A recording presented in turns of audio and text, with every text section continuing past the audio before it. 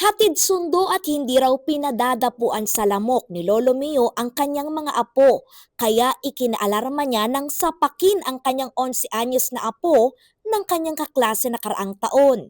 Masakit din. Pag ba grabe ang sakit. Mabait kasi yung apo ko eh. Hindi naman yun palaaway eh. Nagsumbong kasi yung kaklase niya, nagsumbong sa akin. Sabi niya ng kaklase niya, yung apo mo, sinaktan. Kinausap ko yung teacher. Tinatawag din yung magulang nung bata. Yun, mingi rin ng dispensa sa amin. Ang mapait na karanasan ng apo ni Lolo Mio na pagdaanan din ng iba pang estudyante. Noong Pebrero lamang, sugatan ang dalawang mag-aaral matapos mapaaway sa labas ng eskwelahan sa Pasig City. Dalawang grade 8 students naman sa Las Piñas City ang namatay matapos saksakin ng kanyang tatlong schoolmate dahil sa hindi pagkakaintindihan.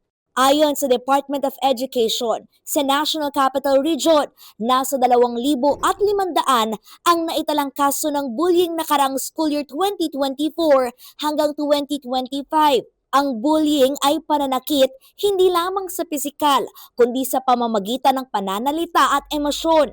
Ang mga ganitong issue, mahigpit na pinatututukan ni Pangulong Ferdinand R. Marcos Jr. ngayong pasukan. Tinututukan namin yung mga cyberbullying, yung mga bullying dahil nagiging malaking problema, mental health problem ng mga bata dahil hindi maayos ang patak. Kung talaga may bullying, ay hindi sila makapag-aral na mabuti. Itinalaga ng Pangulo ang Department of Social Welfare and Development para tutukan ang mental health at kapakanan ng mga batang naapektuhan ng bullying, mapa-online man o personal. Pinalalakas ng ahensya ang mga hakbang kontra bullying. Mahigpit na ipatutupad ang komprehensibong approach na hindi lamang magpoprotekta sa mga biktima, kundi tutugon din sa mga bully. Sa mata namin, ang kabataan ay isang vulnerableng sektor. Yun ang bully, bagamat siya yung aggressor, meron rin tayo dapat na intervention sa kanya.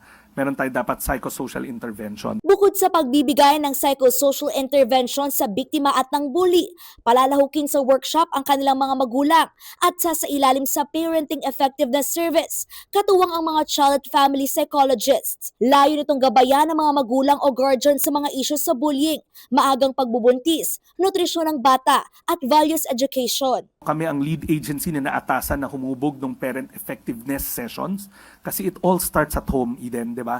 Alam natin na yung pagpapalaki ng mga bata, dapat aktibo ang ating mga magulang. Magbibigay din ng DSWD ng standardized framework at mga module na magsisilbing template ng mga lokal na pamahalaan para sa nationwide implementation ng Parent Effectiveness Service Program. Katuwang ng ahensya ang Department of Education na inatasang magtalaga ng mga guidance counselor at advisor at mga licensed psychologist na magbibigay ng direktang suporta sa mga estudyante.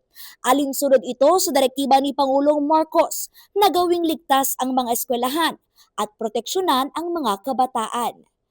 Kelly Zalpardilia para sa Pambansang TV sa Bagong Pilipinas.